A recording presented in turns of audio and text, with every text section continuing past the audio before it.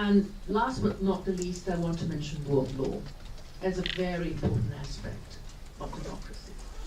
You know, as a lawyer, it really, really saddens me. It really, really hurts when people relegate, downgrade the rule of law to rule by law.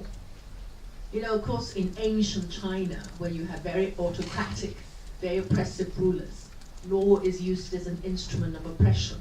You know, there's a Chinese saying that you kill people like a blade cutting grass. You know, because law is like, you know, a very sharp blade that you can actually use if you are in power to just kill off everybody who disagrees with you. So, you know, for autocratic leader, they always prefer rule by law, because then they can silence the opposition. To them, that's the most efficient way of ruling, of government. And nowadays, if you listen and you take note, you will find that Chinese leaders, the PRC leaders from central authorities, they never say rule of law. You know, the way they always use it, listen, they always say we rule in accordance with law. The Mandarin term they use is 依法治港, you know, in accordance with. But that's not rule of law, because the very important difference is that they then control what the law means. They interpret the law. You know, it's so handy. I pass the law and I tell you what it means. So like, you know, every time we fight for universal suffrage, we say, well, we want this system. Oh, you know, you can't have this system because this is outside the basic law. Then you say, oh, well, we want public nomination. You can't have public nomination because it's not included in Article 45 of the basic law. So they always assert their right to tell you what the law is and what the law means. And that's very handy.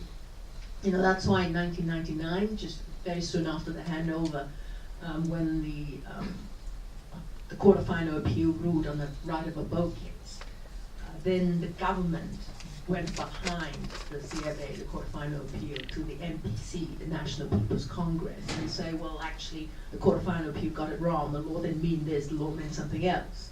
And a group of lawyers, including myself, then marched in silence, in black, without slogan, because we were very much against the NPC interpretation, because to us, that's undermining the rule of law.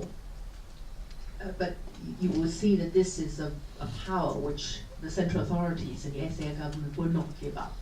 But if you look at our basic law, for example, you will see very clearly the separation of powers, the distinction between the executive, the legislature, and the judiciary.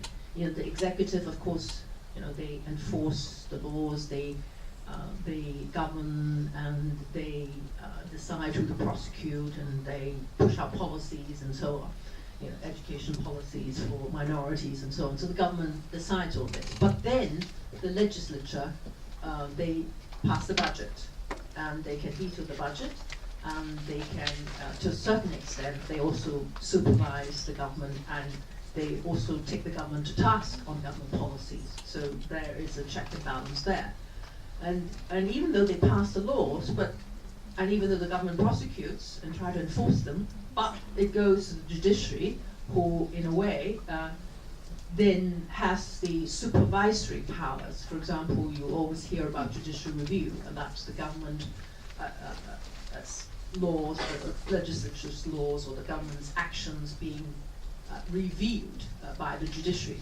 The judiciary doesn't review these acts on the sort of, well, what's fair, what's just, and so on. They have very high threshold, but at least they carry out supervisory roles to see whether certain laws are declared unconstitutional, for example, or certain government acts are so, what we call Wednesbury unreasonable, so grossly unreasonable that they ought to be quashed. So in a sense, the judiciary, being independent, exercise a supervisory role over, you know, the laws passed by the legislature and the acts done by the government. So that way, at least you see a certain check and balance.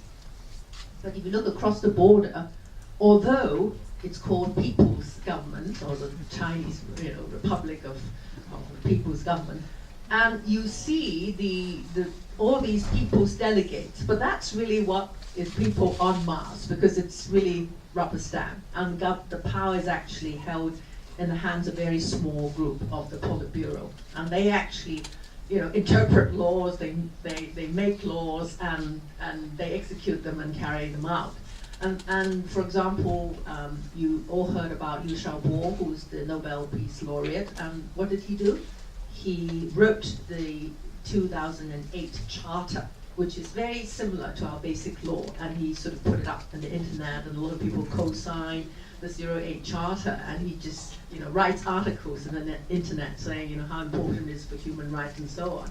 And of course he got arrested and was sentenced to 11 years imprisonment. And his wife, who didn't do anything, of course, is under house arrest and has all sorts of mental problems. You can well imagine the harassment that she's put under.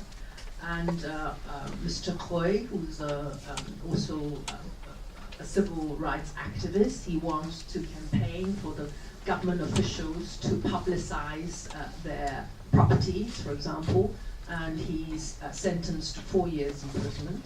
And Tang, who exposed the corruption of certain government officials that led to very shoddy building work, and all these schools and structures collapsed during the Sichuan earthquake, and he wanted to expose all these. And he was also sentenced to imprisonment, although he just was released from prison, but he's still under supervision. So you can see why it is so important for Hong Kong, being part of the one country, to keep the two systems, so that we have the rule of law. And rule of law cannot survive on its own. You cannot depend on lawyers like Benny Tai to lead you to Occupy Central, or whoever judge to decide whichever case in your favor. You need a system where everybody respects the rule of law and fight to keep and maintain the rule of law this way. And that you need the government to respect the rule of law. And why should the government do so? There's always a tension between the state and the people. And as the people, as individuals, we really need the constitutional guarantees in our constitution, in our basic law to protect us. All those things that are written about equal opportunities, freedom of expression, right of freedom of assemblies, right to protest, right to strike, all these rights that are all written there, it's written on a piece of paper. So how do you protect them? You really need the people to be standing on the side of the Constitution, on the side of the rule of law, on the side of the independent judiciary and independent legal profession, to say to the government, every time the government exceeds its power, to say, no, you can't do that. I can take you to court. I can judicial review you. You cannot sentence me to imprisonment. You cannot take away my property. You cannot deprive me of my liberty. And there is your protection. It's not in the piece of paper, but in the system. And how do we keep this system? We need to have everybody, having the equal right to participate in government, to have a say, to hold the government to task, and to tell the government that, well, if you don't do this properly, I'm going not to vote for you next time around. And this is one very important aspect of democracy. Now, a lot of people who criticize democracy will say, well, look at India, look at America, look at the UK, look at all the countries that are practicing democracy. They're not doing that well either. Whereas, look at some of the countries that are not that democratic, but economically they are very strong. So that means that we have a third option. We don't want democracy. The important thing is to distinguish between democracy as the principle, as the concept, and what the ideal that we want to strive for, and things that are actually happening. You can point to some of the people who don't live up to the election platform, the election promise, and say, well, we made a mistake this time, and next time, we want to have a better attempt. But at least, the transition would be peaceful. At least you don't need bloodshed, you don't need revolution. And every time when you have an actual democracy that's not doing too well, always remember what Winston Churchill said. Winston Churchill said, democracy is the worst form of government except those that have been tried from time to time. You know, so far it's still one of our best options, and that's why I hope this will put you in the right frame of mind to listen to the next speakers to come. And thank you all very much.